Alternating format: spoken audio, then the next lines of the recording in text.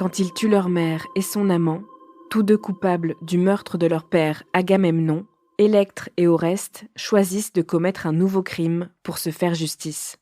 Oreste en souffrira 1000 tourments infligés par les Érinies, des déesses persécutrices chargées de punir les auteurs de crimes familiaux avant d'être pardonnés par Athènes. Électre, sa complice, ne sera pas trop inquiété.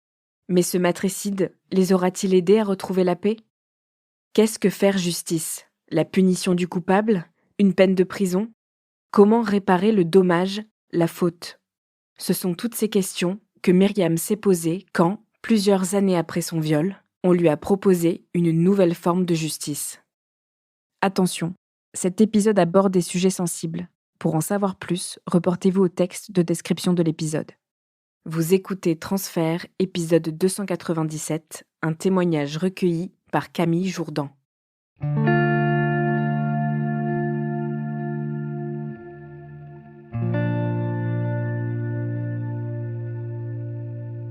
En août 2005, j'ai pas 20 ans puisque je vais fêter mes 20 ans en septembre.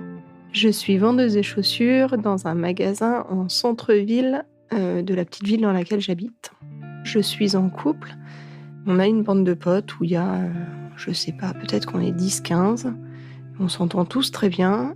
Et un midi, un ami très proche de mon couple me dit « Tiens, viens manger à la maison.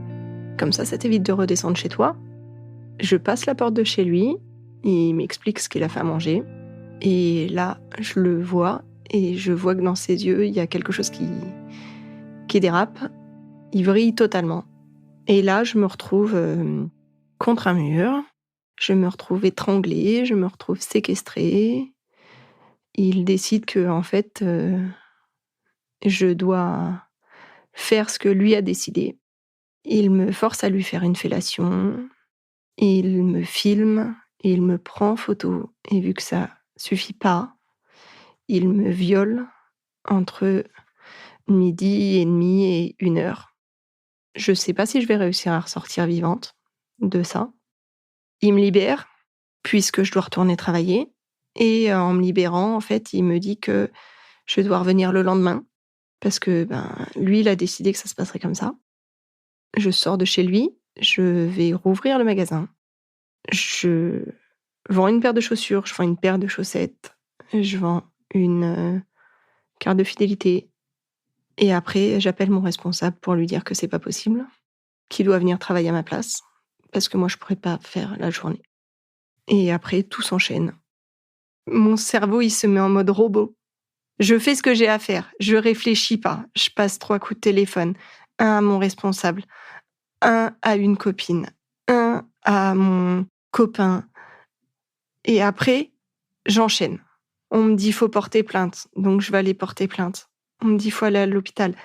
Je vais à l'hôpital, mais je suis complètement dépassée par ce qui se passe. Je ressors de l'hôpital, je rentre chez moi et je vomis triple boyau puisque ça va pas. Mon corps accepte pas ce qui s'est passé. Mon cerveau accepte pas ce qui s'est passé. Et je ressors de l'hôpital avec tout un sac de médicaments. Ne sachant pas si je suis positive au MST, on m'a donné la trithérapie. Il faut que je prenne des médicaments pour dormir. Et par jour, je prends 14 médicaments pendant 1 mois. C'est dur, mais il faut le faire pour être sûr de ne pas être malade. Le lendemain, le téléphone sonne. C'est la police qui m'appelle en me disant qu'il faut faire une confrontation. Qui dit confrontation dit que l'auteur a été arrêté et qu'il n'a pas reconnu les faits. J'y vais, je rentre dans la salle d'audience.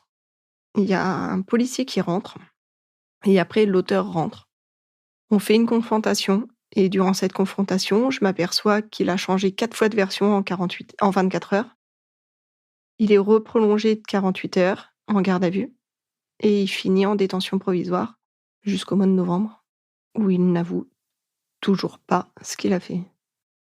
Après le viol, je suis plus moi-même. Je m'habille avec des vêtements qui sont 2 tailles plus grandes que moi.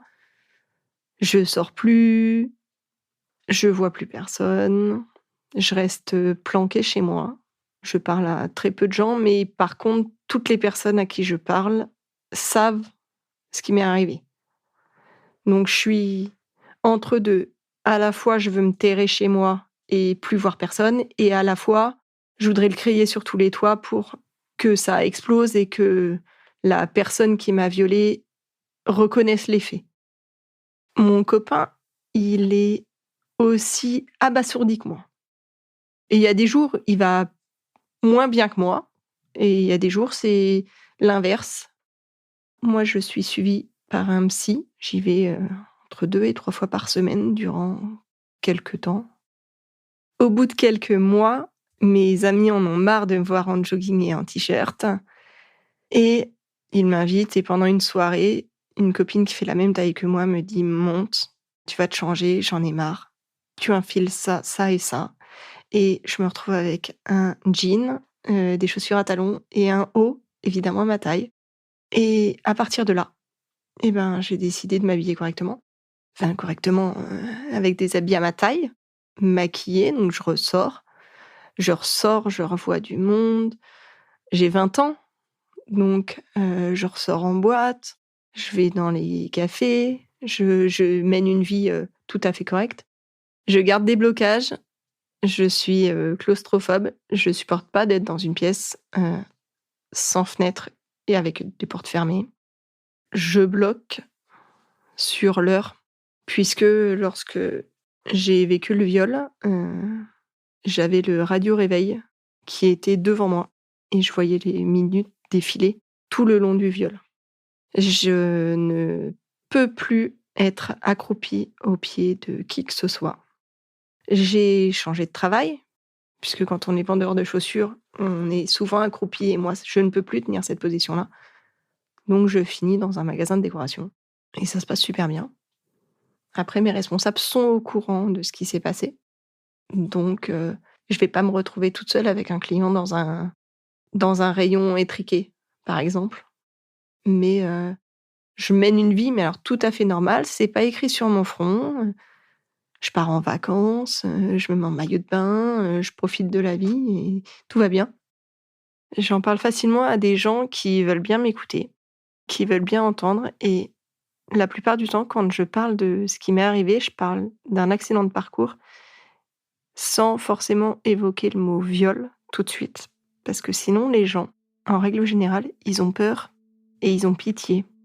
Et j'ai pas envie que les gens ils aient pitié de moi, puisque ça arrive. Et c'est très bien de dire que c'est un accident de parcours. Ça dit ce qu'il faut dire, sans trop rentrer dans les détails.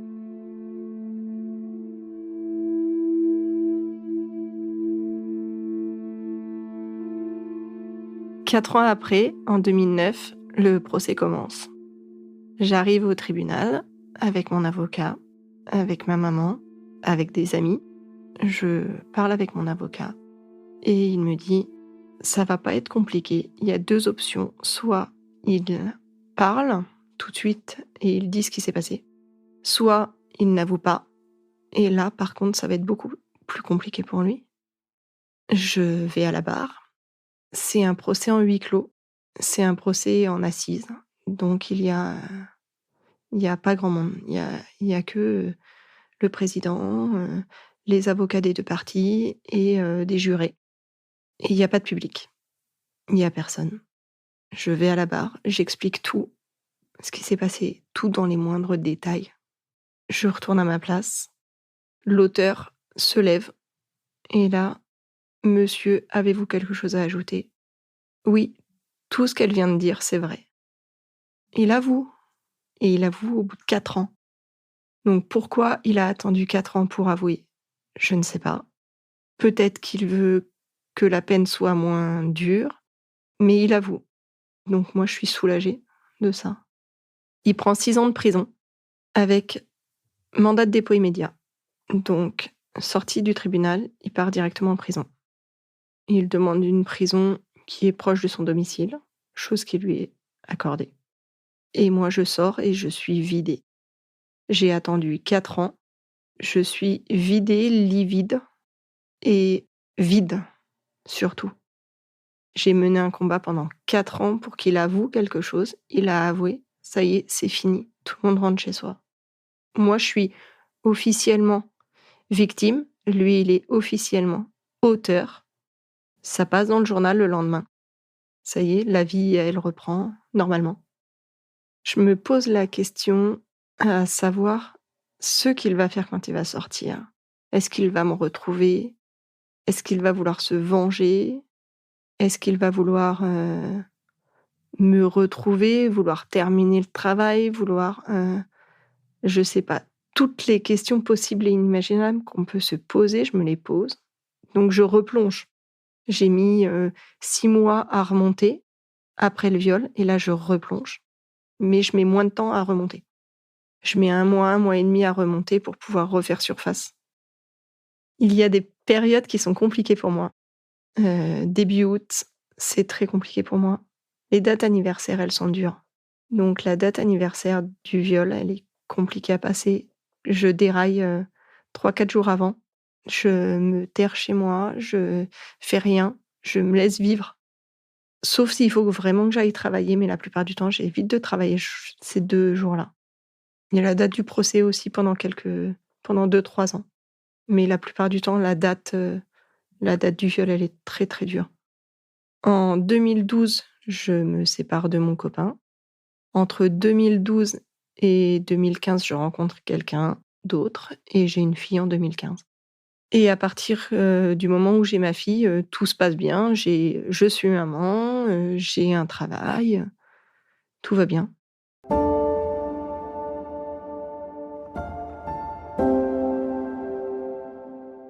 En avril 2022, 17 ans après le viol, je reçois un coup de téléphone de 2 personnes, une juriste et une personne du service pénitentiaire, me parlant de justice restaurative, qu'elles appellent aussi JR. Ma première réaction quand j'ai le coup de téléphone, je me suis étonnée qu'elles puissent, avoir retrouvé mon nom et mon numéro de téléphone. Et ensuite, quand elles m'ont expliqué ce que c'était que la justice restaurative, j'ai dit oui tout de suite sans forcément les avoir rencontrées. Puisqu'en fait, elles m'expliquent que la justice restaurative, c'est faire rencontrer des auteurs. Là, en l'occurrence, c'était des auteurs de crimes à caractère sexuel avec des victimes de crimes à caractère sexuel. Durant toutes les dernières années, j'en parle et peut-être qu'à ce moment-là, j'ai le déclic de me dire que j'en ai pas parlé aux bonnes personnes. Puisque j'en parle à tout le monde, tous mes proches savent que j'ai été victime d'un viol, mes amis, mes collègues de travail, c'est vraiment pas un tabou pour moi, mais au final, je m'aperçois que j'ai peut-être pas parlé aux bonnes personnes et que les bonnes personnes, c'est les auteurs. Donc je vais au rendez-vous qu'elles m'ont proposé une dizaine de jours après. On passe 2 heures ensemble. On parle de tout ce qui s'est passé. Quand je ressors, je suis prête à aller au centre pénitentiaire de la région pour aller rencontrer des auteurs. Elles me disent qu'il faut qu'elles trouvent d'autres victimes, parce que c'est très compliqué de trouver des victimes. Après, elles me disent qu'il y a toute une préparation. Il faut qu'on se rencontre plusieurs fois avec la juriste et la SPIP, c'est la personne du centre pénitentiaire. C'est des rencontres où on pose toutes les questions possibles et inimaginables.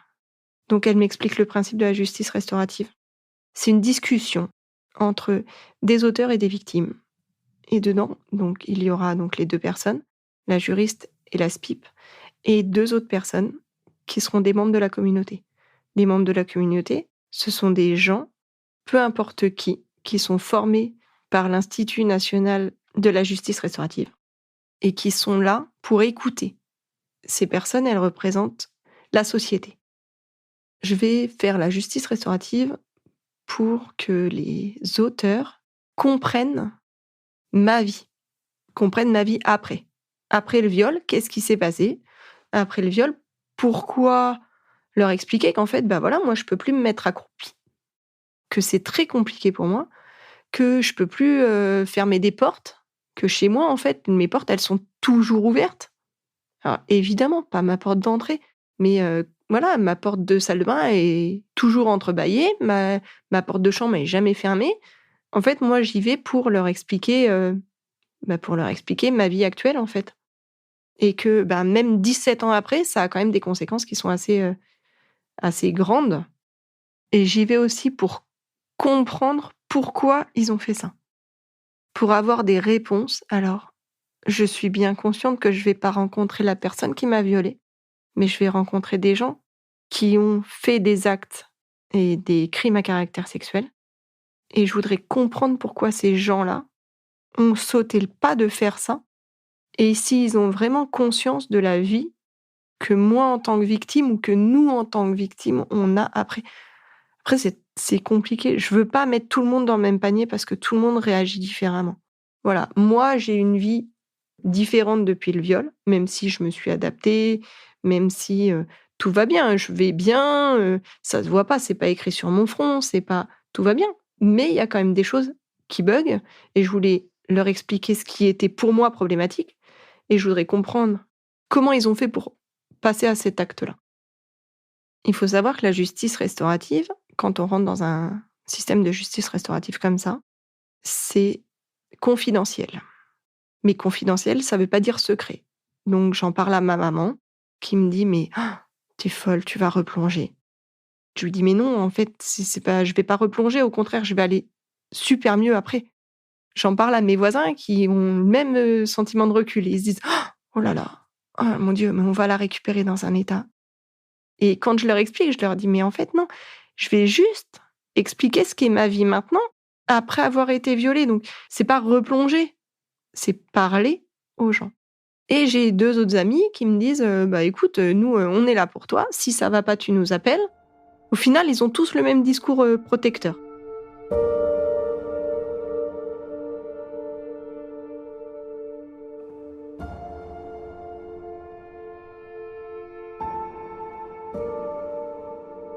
Il se passe quelques mois.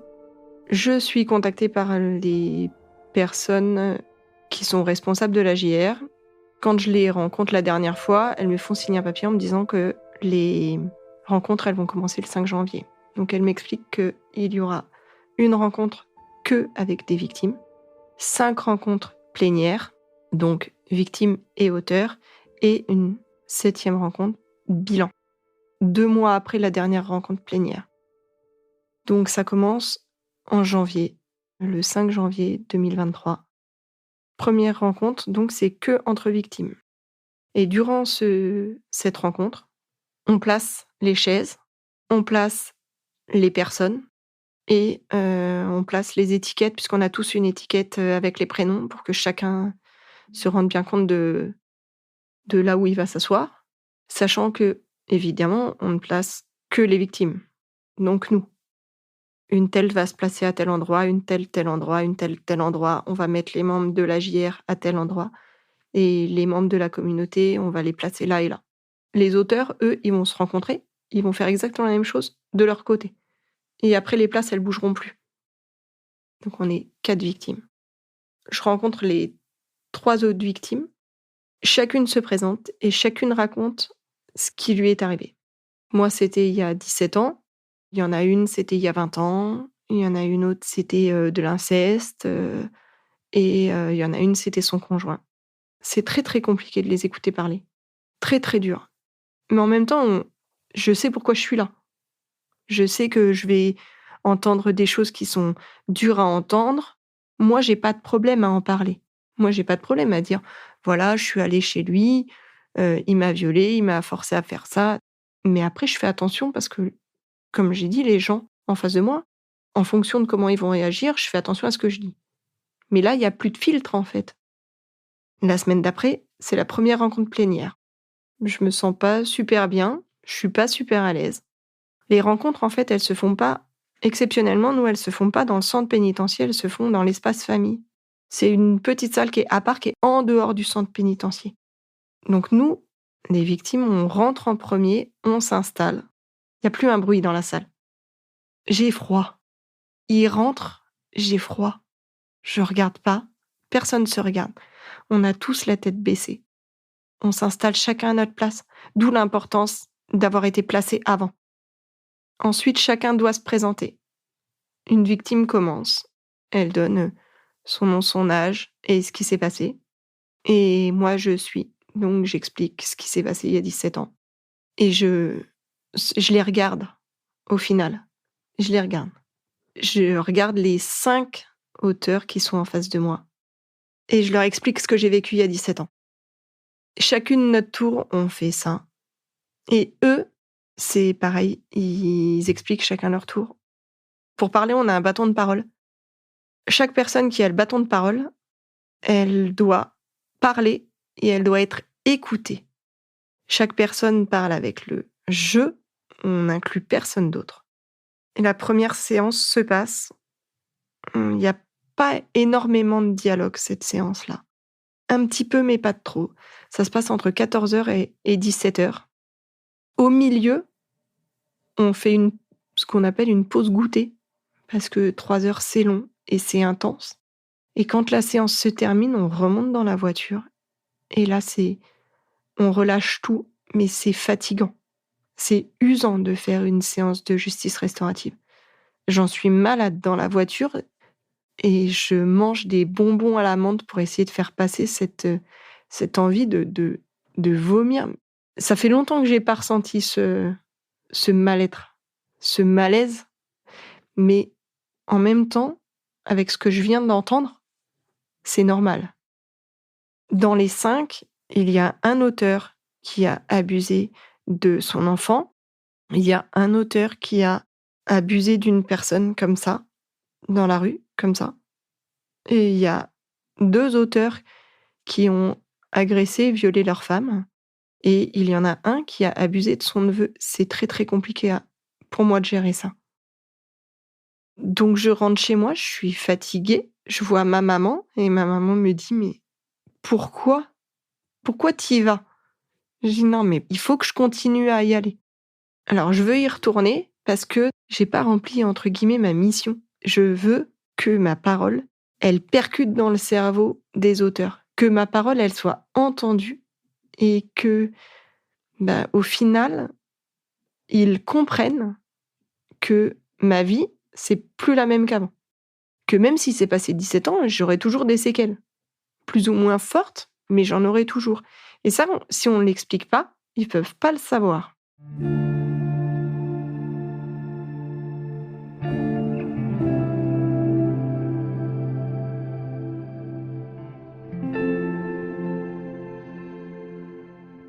Pendant la première rencontre, il y a un auteur qui nous dit « Moi, je pense que quand une victime, elle passe les portes du commissariat, elle est prise en charge tout de suite, elle est reconnue victime et elle est soutenue, elle est encadrée, on va tout faire pour que ça aille bien pour elle et sa vie, ça va aller quand même. » Quand il me dit ça, là, par contre, je comprends qu'en fait, il n'a pas compris. Il n'a pas compris qu'en fait, on n'est pas victime une journée. On est victime toute notre vie, même si ça va mieux, même si il y a des hauts, il y a des bas. C'est comme tout le monde. Après, c'est pas marqué sur notre front. Mais quand je vois l'auteur qui me dit ça, je me dis c'est pas possible en fait. Faut continuer, faut y aller, faut y retourner. Faut leur faire comprendre que c'est pas ça la vie. C'est pas toc toc, on passe les portes du commissariat et c'est bon en fait. J'y retourne chaque jeudi. Au total, il y a 5 séances plénières. Tous les jeudis, de 14h à 17h, je suis au centre pénitentiaire. Je rencontre toujours les mêmes auteurs. Il y a des échanges assez compliqués. À un moment, je leur demande s'ils ont des enfants. Il y en a 4 sur 5 qui ont des enfants.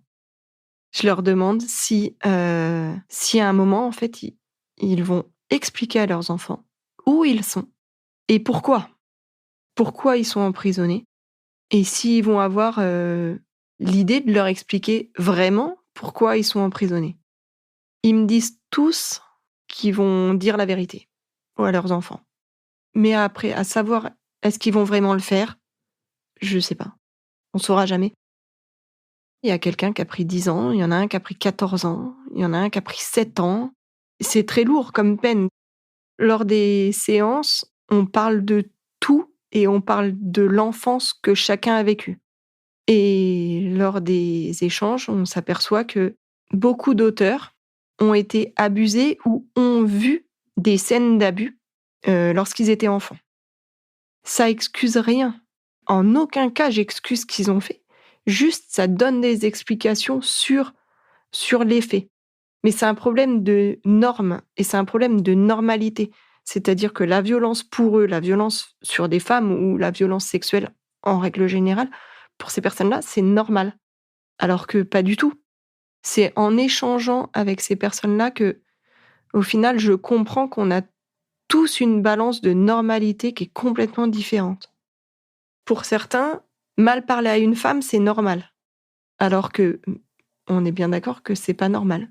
C'est pas normal d'insulter sa femme. Alors, on va parler de tout. De l'enfance, du comportement, des couples. Tout va y passer. Au bout du 3e rendez-vous, on pose le bâton de parole parce que chacun a bien le respect de l'autre et on part dans une discussion, tout à fait normale, comme des gens qui se rencontrent dans un café. On est bien d'accord qu'on n'est pas copains.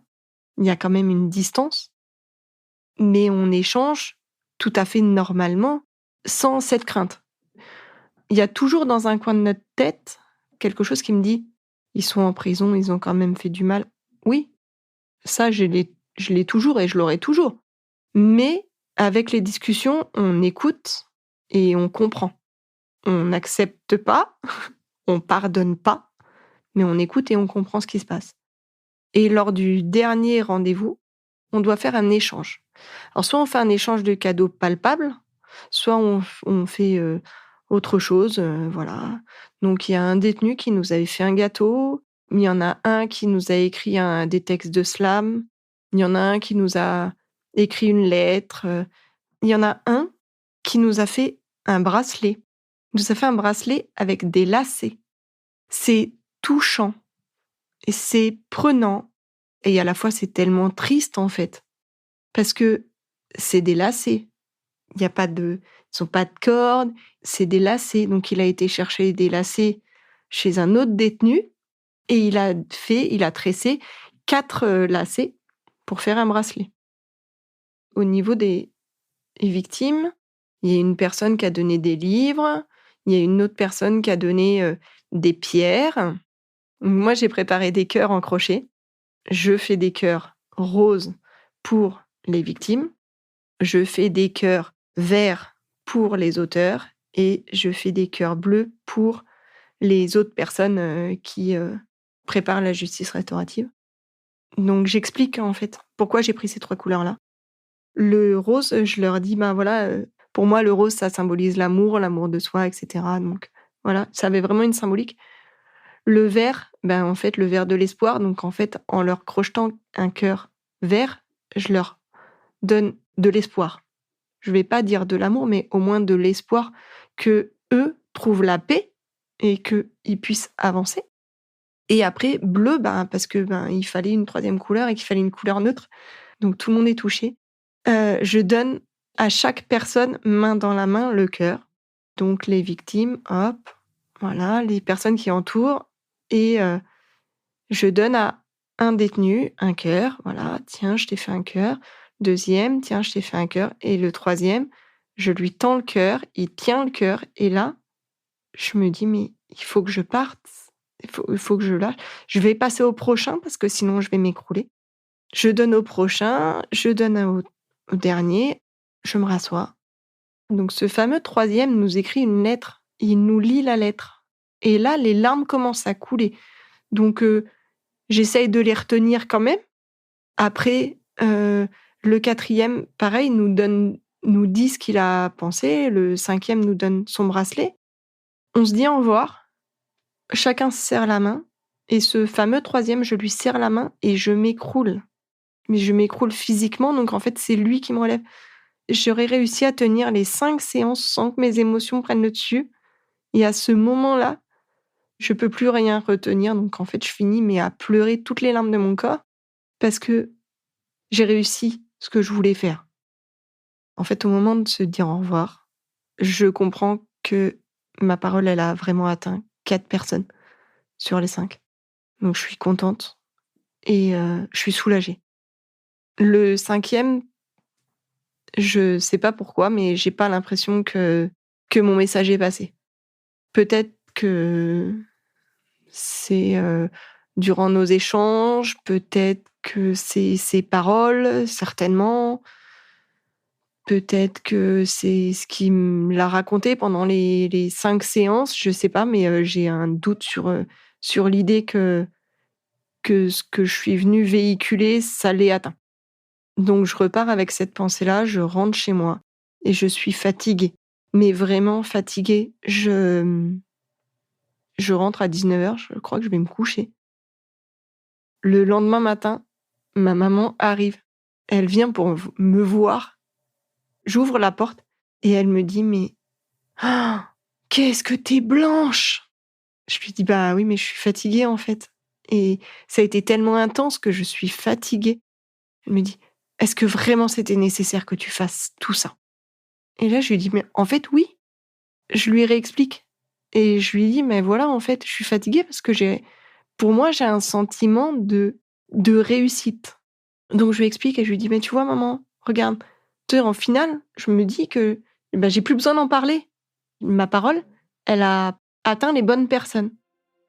Il me faut 3 jours pour remonter ça». Et le lundi, et bah, tout va bien.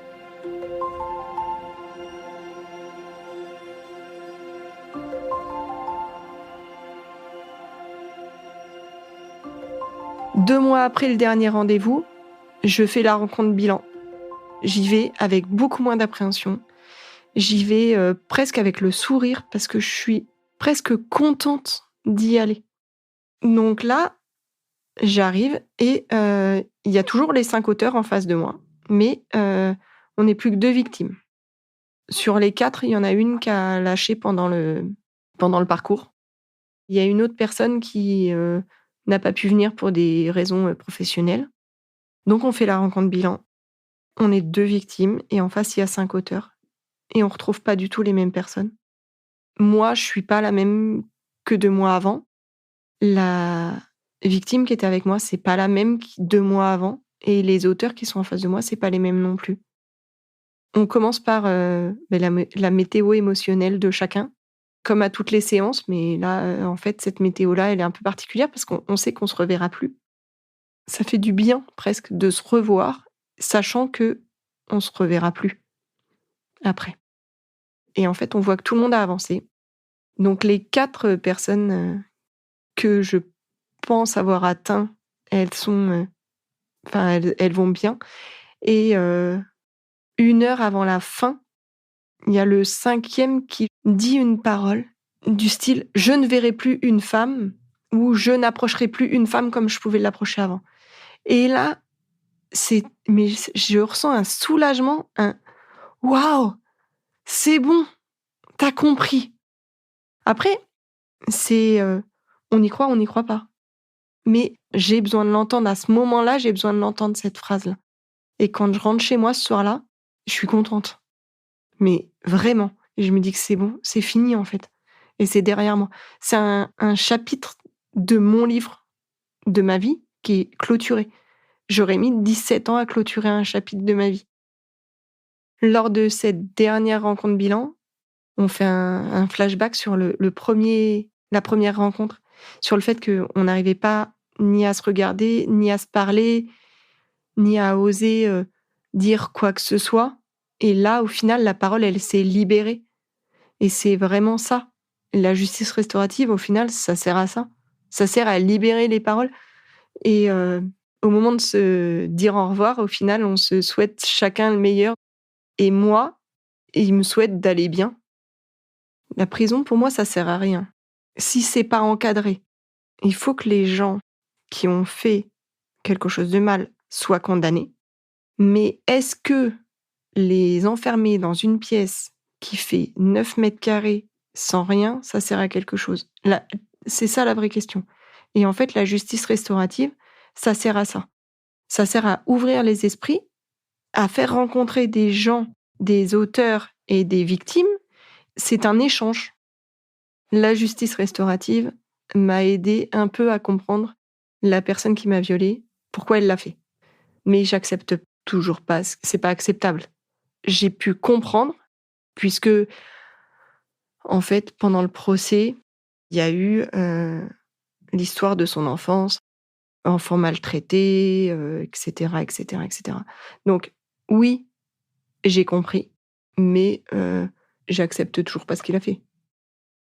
Alors la justice restaurative, c'est pas fait pour se faire des amis, Après, chacun est libre de faire ce qu'il veut. Soit les victimes, elles veulent garder contact avec les auteurs, soit les auteurs veulent garder contact avec les victimes.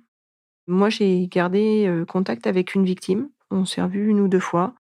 Mon travail avec les auteurs et les victimes, pour moi, il est terminé.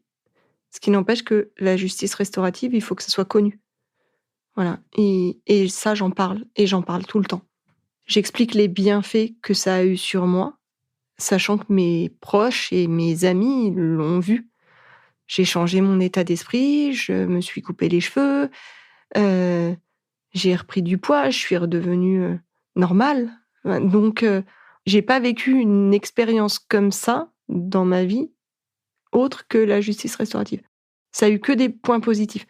Alors bon, il y a eu des points négatifs, hein. J'ai fini en pleurs, j'ai eu des nuits où j'ai pas trop dormi, tout ça. Mais au final, je vais super bien. J'ai avancé en 5 séances avec les auteurs plus qu'en 6 ans ou 7 ans de thérapie. Mais ça a fait l'effet d'une bombe sur moi et ça a explosé des choses dans ma tête qui font que, en fait, maintenant, tout va bien. Et c'est derrière moi. Et c'est ça le plus important. Peut-être parce que, du coup, j'ai parlé aux bonnes personnes. Parce que mes mots, ils sont arrivés à toucher des personnes qui avaient fait les actes horribles. Peut-être que c'est ça.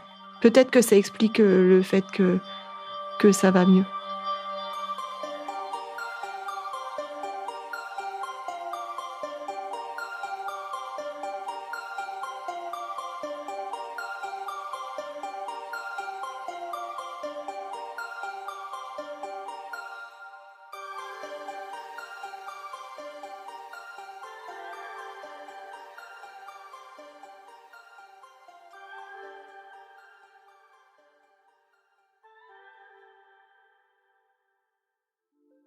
Vous venez d'écouter Transfert, épisode 297, un témoignage recueilli par Camille Jourdan. Cet épisode a été produit par Slide Podcast. Direction éditoriale, Christophe Caron. Direction de la production, Sarah Koskiewicz. Direction artistique et habillage musical, Benjamin Septem-Ours. Production éditoriale, Sarah Koskiewicz et Benjamin Septem-Ours. Chargé de pré-production, Astrid Verdun. Prise de son et montage, Victor Benamou. Habillage musical, Mona Delahaye. L'introduction a été écrite par Christophe Caron. Elle est lue par Aurélie Rodriguez. Retrouvez Transfert tous les jeudis sur slate.fr et sur votre application d'écoute préférée. Découvrez aussi Transfert Club, l'offre premium de Transfert. 2 fois par mois, Transfert Club donne accès à du contenu exclusif, des histoires inédites et les coulisses de vos épisodes préférés. Pour vous abonner, rendez-vous sur slate.fr/transfertclub. Pour proposer une histoire, vous pouvez nous envoyer un mail à l'adresse transfert@slate.fr.